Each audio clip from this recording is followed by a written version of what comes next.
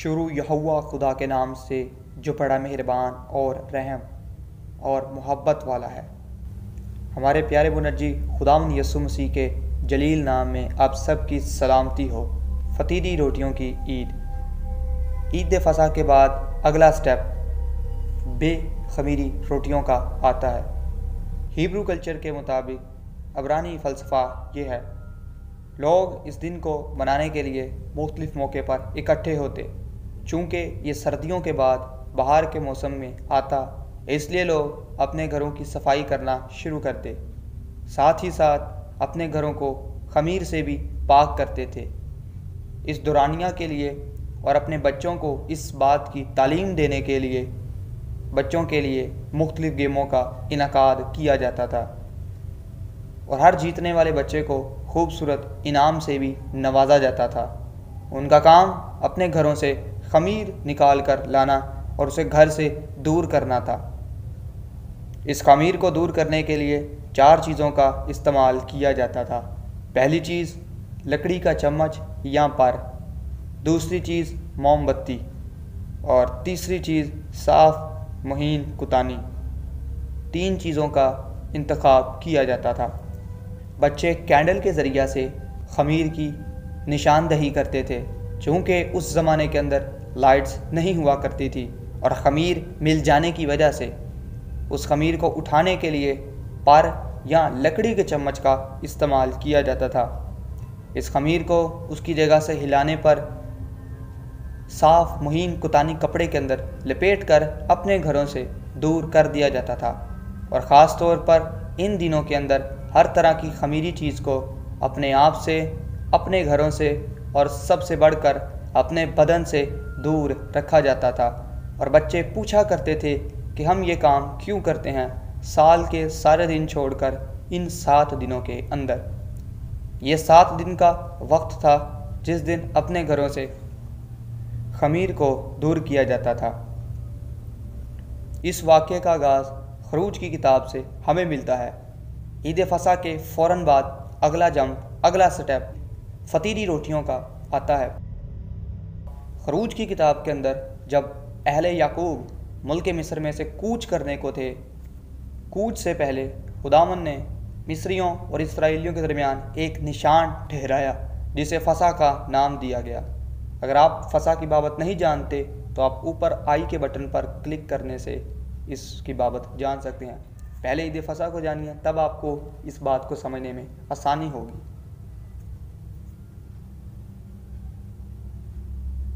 फ़सा के मौका पर जिस खाने का इंतखाब किया जाता था उसके साथ रोटियां भी खाई जाती थी और वो रोटियां बेखमीरी हों, ये खुदा की मर्ज़ी और खुदा का इरादा था।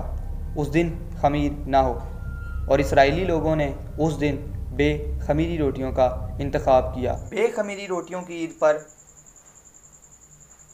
फतीरी रोटियों के साथ कड़वे साग पात का इस्तेमाल भी करना लाजिम था और ये कड़वा साग पात हकीकत के अंदर मिस्र के दुखों को याद करने के बराबर था।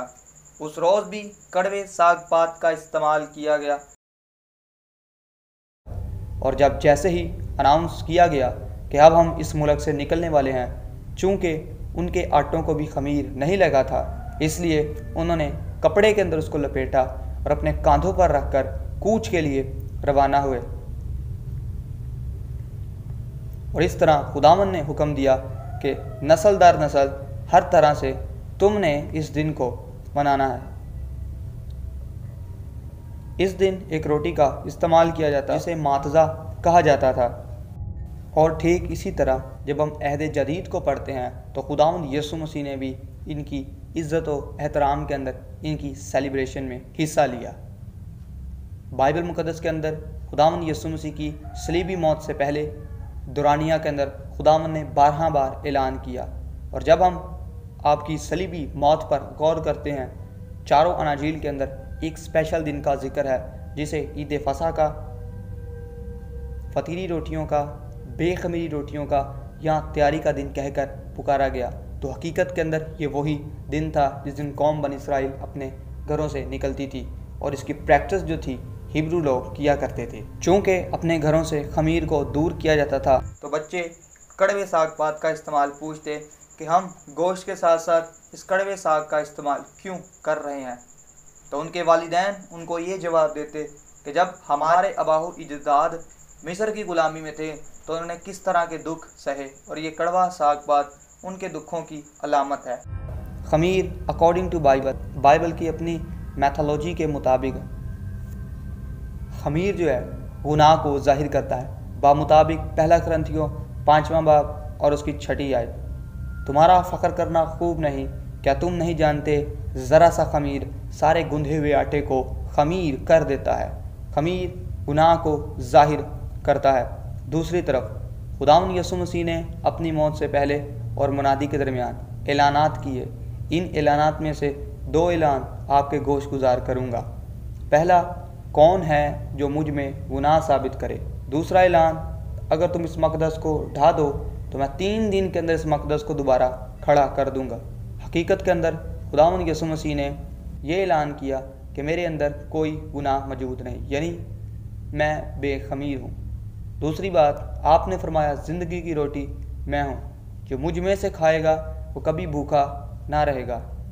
हिब्रू कल्चर के मुताबिक बच्चे जो हैं वो इस काम को किया करते थे। अब हम इसकी न्यूमरोलॉजी को समझते हैं, तब हम इस बात का नतीजा निकाल सकेंगे। बच्चे लकड़ी के चम्मच, कैंडल, साफ़ महीन कुतानी कपड़े का इस्तेमाल किया करते थे। या चम्मच की जगह अगर लकड़ी का चम्मच मुयस्सर ना हो तो उसकी जगह पर का भी इस्तेमाल किया जाता था। कैंडल एक इशारा है खुदा के कलाम का। ज़बूर 119, तेरा कलाम मेरे कदमों के लिए चराग और मेरी राह के लिए रोशनी है। और खुदावंद यीशु मसीह ने भी फरमाया दुनिया का नूर मैं हूँ। दूसरी चीज़ लकड़ी का चम्मच, इस्तिस्ना की किताब के अंदर लिखा जो कोई मलाउन हो उसको लकड़ी पर मारा जाए, दरख्त के साथ टांगा जाए। और फिर आगे रसूल इस बात का ऐलान करते हैं कि जो लकड़ी पर मुआ वो लानती है। तो खुदावंद यीशु मसीह पर सलीबी मौत आई। तीसरी चीज़ साफ़ महीन कुतानी कपड़ा। ये हकीकत के अंदर जब हम मरकस की अंजील बाब नंबर 14 और आयत नंबर 26 को पढ़ते हैं तो यहाँ पर हमें इस बात का जिक्र मिलता है कि आपको साफ़ महीन कुतानी कपड़े के अंदर कफनाया गया। सो दैट इज़ क्लियर कि जब मुल्क मिस्र में से इसराइली निकले तो उन्होंने अपने घरों से गुनाह को दूर किया। दूसरी बात, हिब्रू कल्चर भी यही में बताता है कि इस दिन अपने घरों से गुनाह को दूर किया जाता था, तो ये लोग प्रैक्टिस किया करते थे। और तीसरी, इसकी कंसेप्शन जो है, इसकी जो फुलफिलमेंट है वो खुदावंद यीशु मसीह की ज़ात पर हुई। कड़वा साग पात मसीहियों के नज़दीक खुदावंद यीशु मसीह के दुखों की अलामत है। और जिस तरह रोटी को कपड़े के अंदर रैप करने के बाद रखा जाता था, इसी तरह मसीह के बदन को भी कब्र के अंदर रखा। आपने ऐलान किया ज़िंदगी की रोटी मैं हूँ, और फिर आपको साफ़ मुहीन कुतानी कपड़े के अंदर लपेट कर रख दिया गया और आप कब्र के अंदर रखे गए। सो ईद फ़तीर जो है ये पूरी अकॉर्डिंग टू बाइबल खुदावंद यीशु मसीह की ज़ात पर फिट बैठती है।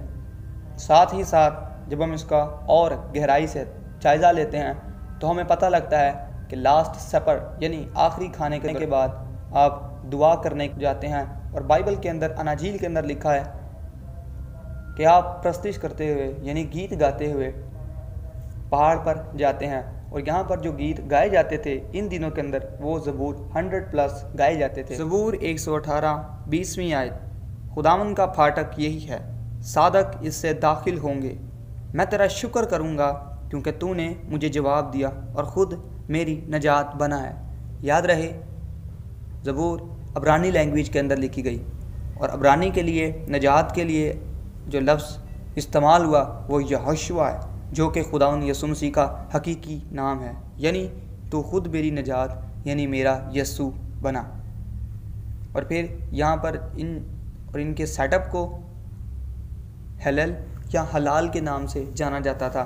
ये एक अब्रानी नाम है जिससे लफ्ज़ हलल्लू निकला, और हलल्लू की प्रोनाउंसिएशन जिसे आगे जब हम इसको कंक्लूड करते हैं, इसके अंदर एडिंग करते हैं अपनी ज़ुबान में, तो इससे लफ्ज़ हालेलुया भी वजूद के अंदर आता है। सो ध्यान रहे ये सारी की सारी बातें, ये सारा का सारा प्लान था खुदावंद का अपने बेटे की आमद के लिए। और बहुत सारी ऐसी बातें जो हैं इन पर फिट बैठती हैं और बहुत सारी ऐसी बातें हैं जो इन पर पूरी होंगी। निसान की 15 तारीख को मनाई जाती थी।